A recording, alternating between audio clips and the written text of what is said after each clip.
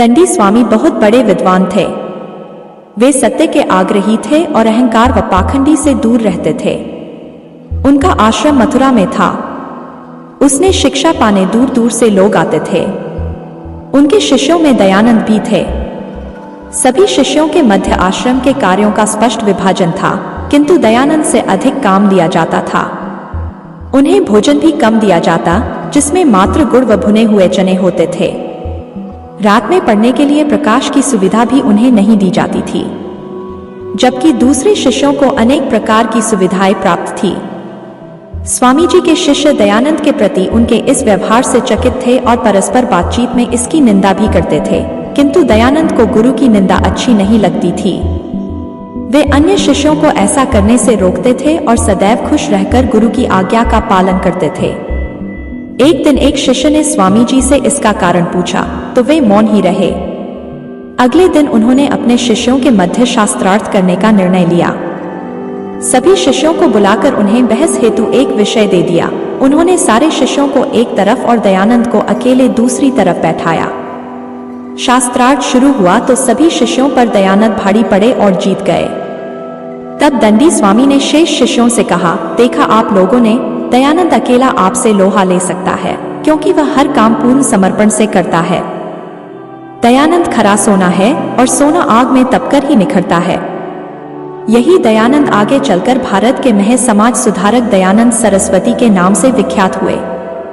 कथासार यह है कि माता पिता व गुरु के द्वारा सौंपे गए कार्य बिना शिकायत व पूर्ण समर्पण से करने पर कार्य कुशलता व ज्ञान की वृद्धि होती है। सदियों पहले की बात है। राजा सूर्यसेन प्रतापगढ़ का राजा था। राजा की इकलौती संतान उसकी पुत्री भानुमती थी। वह अत्यंत सुंदर थी। भानुमती के विवाह योग्य होने पर राजा को पुत्री के लिए एक योग्य वर की तलाश थी।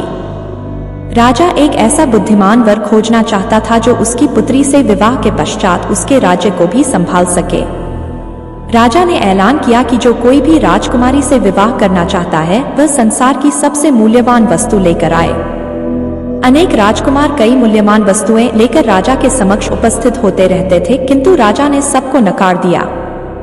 राजा को यकीन था कि एक दिन कोई न कोई योग्य युवक इस शर्त को जरूर पूरा करेगा। एक दिन उसी राजा के राज्य के एक गांव के किसान के पुत्र रघु को राजा के इस शर्त के बारे में पता लगा। रघु बहुत बुद्धिमान था। उसने विवेकपूर्ण तरीके से सोचा और फिर एक दिन 3 वस्तुएं लेकर राजा के दरबार में हाजिर हो गया। राजा से अनुमति पाकर वह बोला, मैं दुनिया की 3 सबसे महत्वपूर्ण वस्तुएं लाया हूं। मेरे हाथ में यह मिट्टी है जो हमें अन्न देती है, यह जल है जो अमूल्य है और इसके बिना जीवन संभव नहीं है, तीसरी वस्तु पुस्तक है। पुस्तकें ज्ञान का आधार होती हैं और ज्ञान के बिना सृष्टि का संचालन असंभव है। रघु की बुद्धिमता से राजा प्रभावित हुआ और उसने भानुमती का विवाह उससे करके उसे राज्य का योग्य उत्तराधिकारी घोषित कर दिया। सार यह है कि बुद्धि, विवेक और ज्ञान से कठिन प्रश्नों का हल निकल जाता है। वाले शिष्यों ने एक दिन अपने गुरु से प्रश्न किया, गुरुजी, धन, कुटुंब और धर्म में से कौन सच्चा सहायक है? गुरुजी ने उत्तर में यह कथा सुनाई। एक व्यक्ति के 3 मित्र थे। तीनों में से एक उसे अत्यधिक प्रिय था। वह प्रतिदिन उससे मिलता और जहां खिन जाना होता तो वह उसी के साथ जाता। दूसरे मित्र से उस व्यक्ति की मध्यम मित्रता थी। उससे वह 2-4 दिन में मिलता था। तीसरा मित्र से वह 2 माह में एक बार ही मिलता और कभी किसी काम में उसे साथ नहीं रखता था।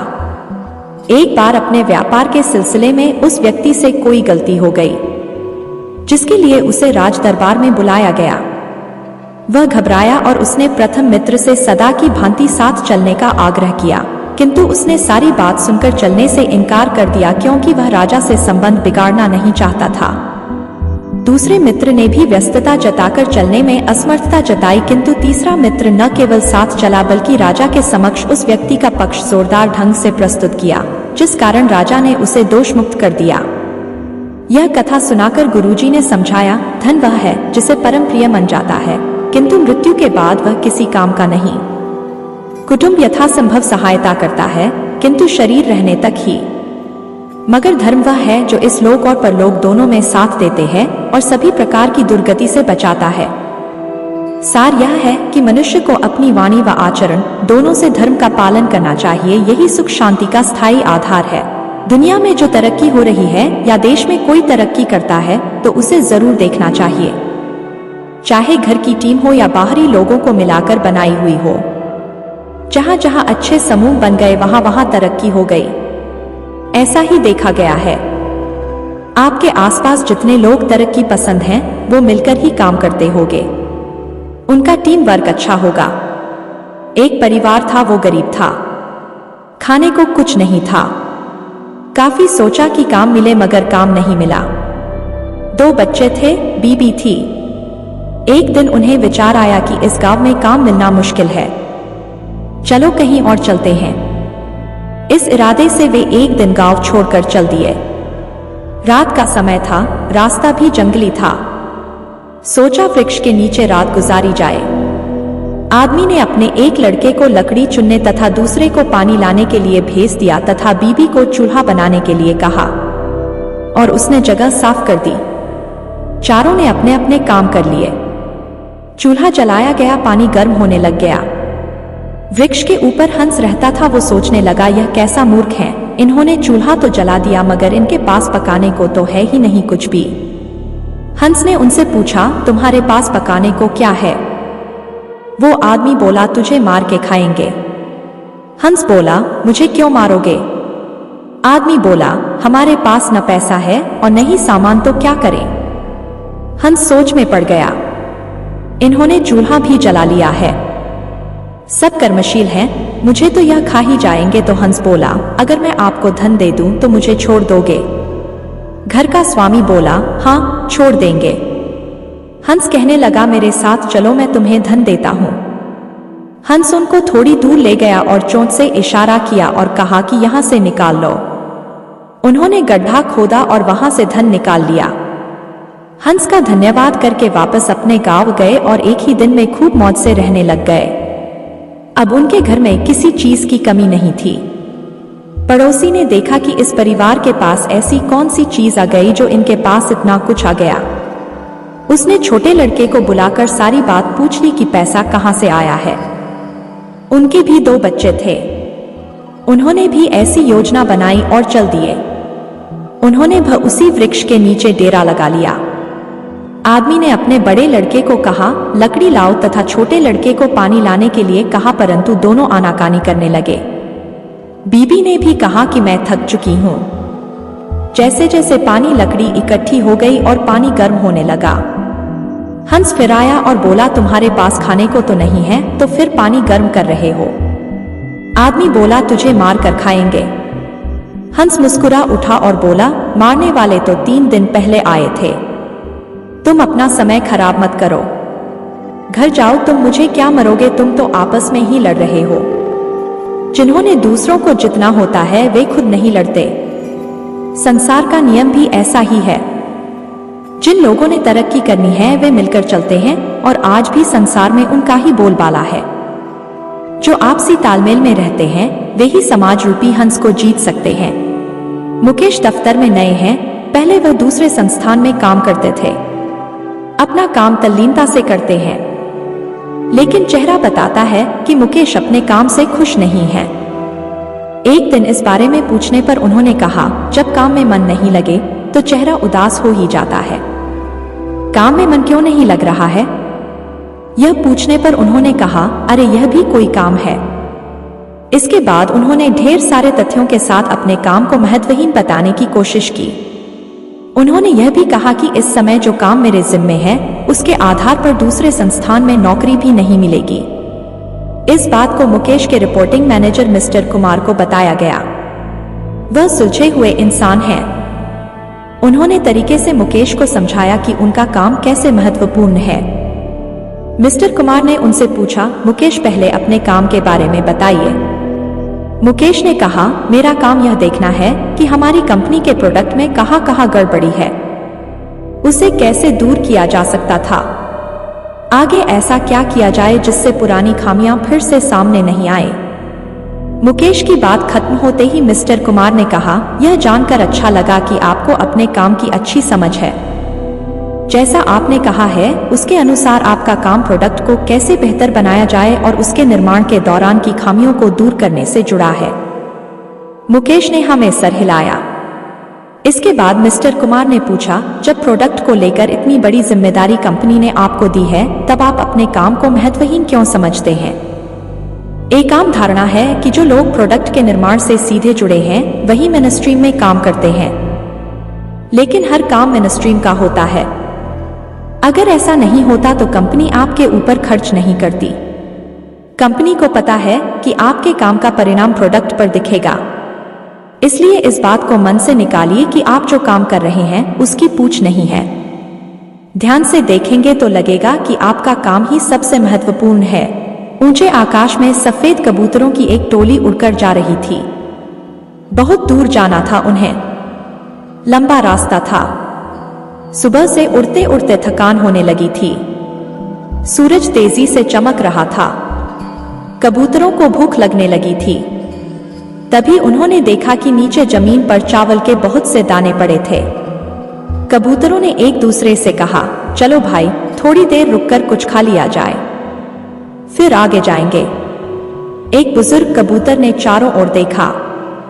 वहां दूर दूर तक कोई घर या मनुष्य दिखाई नहीं दे रहा था। फिर चावल के ये दाने यहाँ कहाँ से आए? बुजुर्ग कबूतर ने बाकी कबूतरों को समझाया, मुझे लगता है कि यहाँ कुछ गड़बड़ है, तुम लोग नीचे मत उतरो। लेकिन किसी ने भी उसकी बात नहीं सुनी। सभी कबूतर तेजी से उतरे दाना चुगने लगे। इतने बढ़िया दाने बहुत दिनों के बाद खाने को मिले थे। वे बहुत खुश थे। जब सभी ने भरपेट खा लिया तो बोले, चलो भाई अब आगे चला जाए। लेकिन यह क्या? जब उन्होंने उड़ने की कोशिश की तो उड़ ही नहीं पाए। दोनों के साथ साथ वहां एक चिड़ीमार का जाल भी था जिसमें उनके पांव फंस गए थे। उन्हें अपनी गलती पर पछतावा हुआ। बूढ़ा कबूतर पेड़ पर बैठकर सब देख रहा था। उसने जब अपने साथियों को मुसीबत में देखा तो फौरन उड़ा और चारों ओर देखा। दूर उसे चिड़ीमार आता दिखाई दिया। वह फौरन लौटा और अपने साथियों को बताया। सब वहां से निकलने का उपाय सोचने लगे। तब बूढ़े कबूतर ने कहा, दोस्तों एकता में बड़ी शक्ति होती है। सब एक साथ उड़ोगे तो जाल तुम्हें रोक नहीं पाएगा। उसने गिना, 1 2 3 उड़ो। सारे कबूतरों ने एक साथ जोर लगाया और जाल उनके साथ उठने लगा। जब तक चिड़ीमार वहां पहुंचा तब तक जाल काफी ऊपर उठ चुका था। वह देखता ही रह गया और कबूतर जाल लेकर उड़ गए। बूढ़ा कबूतर सबसे आगे उड़ रहा था। काफी देर उड़ने के बाद वे नीचे उतरे।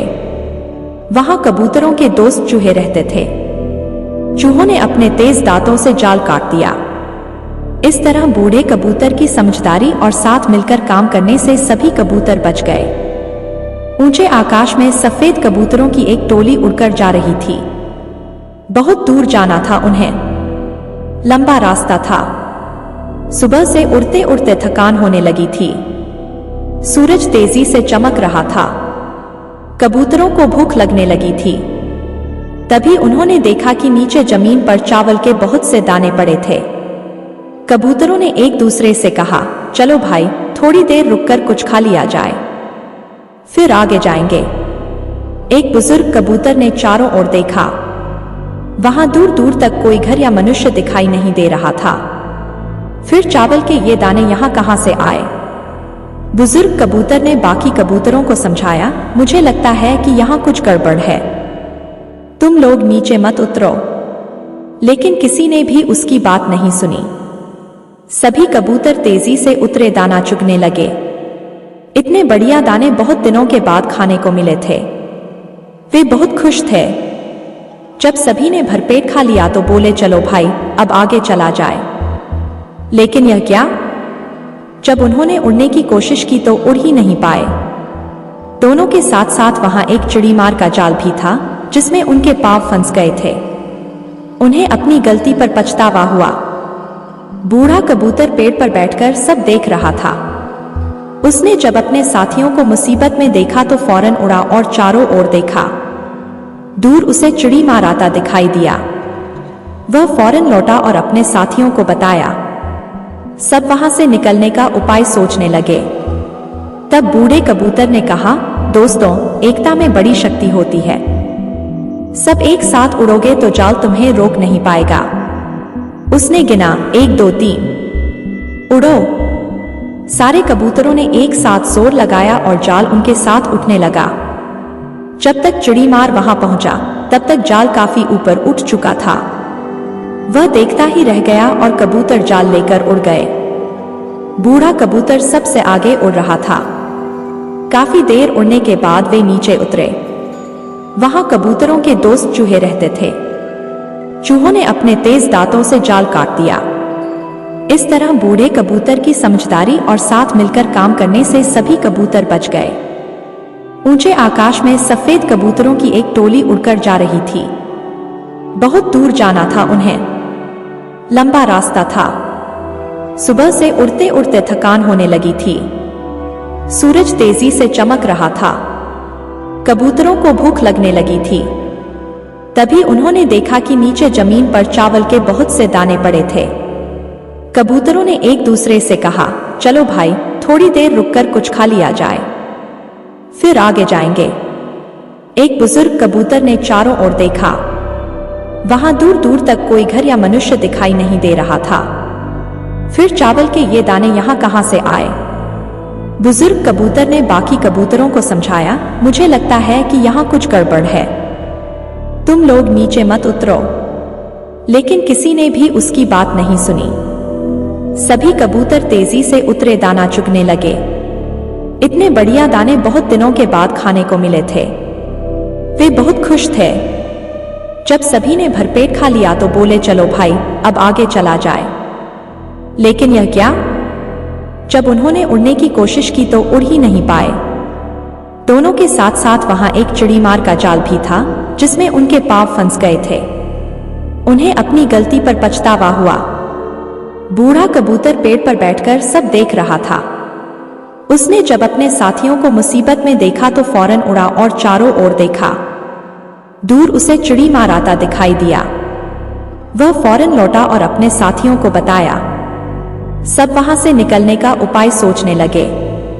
तब बूढ़े कबूतर ने कहा, दोस्तों, एकता में बड़ी शक्ति होती है। सब एक साथ उड़ोगे तो जाल तुम्हें रोक नहीं पाएगा। उसने गिना, 1 2 3 उड़ो। सारे कबूतरों ने एक साथ जोर लगाया और जाल उनके साथ उठने लगा। जब तक चिड़ीमार वहां पहुंचा तब तक जाल काफी ऊपर उठ चुका था। वह देखता ही रह गया और कबूतर जाल लेकर उड़ गए। बूढ़ा कबूतर सबसे आगे उड़ रहा था। काफी देर उड़ने के बाद वे नीचे उतरे। वहां कबूतरों के दोस्त चूहे रहते थे। चूहों ने अपने तेज दांतों से जाल काट दिया। इस तरह बूढ़े कबूतर की समझदारी और साथ मिलकर काम करने से सभी कबूतर बच गए। ऊंचे आकाश में सफेद कबूतरों की एक टोली उड़कर जा रही थी। बहुत दूर जाना था उन्हें। लंबा रास्ता था। सुबह से उड़ते उड़ते थकान होने लगी थी। सूरज तेजी से चमक रहा था। कबूतरों को भूख लगने लगी थी। तभी उन्होंने देखा कि नीचे जमीन पर चावल के बहुत से दाने पड़े थे। कबूतरों ने एक दूसरे से कहा, चलो भाई, थोड़ी देर रुककर कुछ खा लिया जाए, फिर आगे जाएंगे। एक बुजुर्ग कबूतर ने चारों ओर देखा। वहां दूर दूर तक कोई घर या मनुष्य दिखाई नहीं दे रहा था। फिर चावल के ये दाने यहां कहां से आए? बुजुर्ग कबूतर ने बाकी कबूतरों को समझाया, मुझे लगता है कि यहां कुछ गड़बड़ है। तुम लोग नीचे मत उतरो। लेकिन किसी ने भी उसकी बात नहीं सुनी। सभी कबूतर तेजी से उतरे, दाना चुगने लगे। इतने बढ़िया दाने बहुत दिनों के बाद खाने को मिले थे। वे बहुत खुश थे। जब सभी ने भरपेट खा लिया तो बोले, चलो भाई, अब आगे चला जाए। लेकिन यह क्या? जब उन्होंने उड़ने की कोशिश की तो उड़ ही नहीं पाए। दोनों के साथ साथ वहां एक चिड़ीमार का जाल भी था जिसमें उनके पांव फंस गए थे। उन्हें अपनी गलती पर पछतावा हुआ। बूढ़ा कबूतर पेड़ पर बैठकर सब देख रहा था। उसने जब अपने साथियों को मुसीबत में देखा तो फौरन उड़ा और चारों ओर देखा। दूर उसे चिड़ीमार आता दिखाई दिया। वह फौरन लौटा और अपने साथियों को बताया। सब वहां से निकलने का उपाय सोचने लगे। तब बूढ़े कबूतर ने कहा, दोस्तों, एकता में बड़ी शक्ति होती है। सब एक साथ उड़ोगे तो जाल तुम्हें रोक नहीं पाएगा। उसने गिना, 1 2 3, उड़ो। सारे कबूतरों ने एक साथ जोर लगाया और जाल उनके साथ उठने लगा। जब तक चिड़ीमार वहां पहुंचा तब तक जाल काफी ऊपर उठ चुका था। वह देखता ही रह गया और कबूतर जाल लेकर उड़ गए। बूढ़ा कबूतर सबसे आगे उड़ रहा था। काफी देर उड़ने के बाद वे नीचे उतरे। वहां कबूतरों के दोस्त चूहे रहते थे। चूहों ने अपने तेज दांतों से जाल काट दिया। इस तरह बूढ़े कबूतर की समझदारी और साथ मिलकर काम करने से सभी कबूतर बच गए। ऊंचे आकाश में सफेद कबूतरों की एक टोली उड़कर जा रही थी। बहुत दूर जाना था उन्हें। लंबा रास्ता था। सुबह से उड़ते उड़ते थकान होने लगी थी। सूरज तेजी से चमक रहा था। कबूतरों को भूख लगने लगी थी। तभी उन्होंने देखा कि नीचे जमीन पर चावल के बहुत से दाने पड़े थे। कबूतरों ने एक दूसरे से कहा, चलो भाई, थोड़ी देर रुककर कुछ खा लिया जाए, फिर आगे जाएंगे। एक बुजुर्ग कबूतर ने चारों ओर देखा। वहां दूर दूर तक कोई घर या मनुष्य दिखाई नहीं दे रहा था। फिर चावल के ये दाने यहां कहां से आए? बुजुर्ग कबूतर ने बाकी कबूतरों को समझाया, मुझे लगता है कि यहां कुछ गड़बड़ है, तुम लोग नीचे मत उतरो। लेकिन किसी ने भी उसकी बात नहीं सुनी। सभी कबूतर तेजी से उतरे, दाना चुगने लगे। इतने बढ़िया दाने बहुत दिनों के बाद खाने को मिले थे। वे बहुत खुश थे। जब सभी ने भरपेट खा लिया तो बोले, चलो भाई, अब आगे चला जाए। लेकिन यह क्या? जब उन्होंने उड़ने की कोशिश की तो उड़ ही नहीं पाए।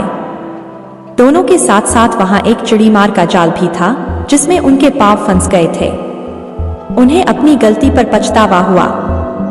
बूढ़ा कबूतर पेड़ पर बैठकर सब देख रहा था। उसने जब अपने साथियों को मुसीबत में देखा तो फौरन उड़ा और चारों ओर देखा। दूर उसे चिड़ीमार आता दिखाई दिया। वह फौरन लौटा और अपने साथियों को बताया। सब वहां से निकलने का उपाय सोचने लगे। तब बूढ़े कबूतर ने कहा,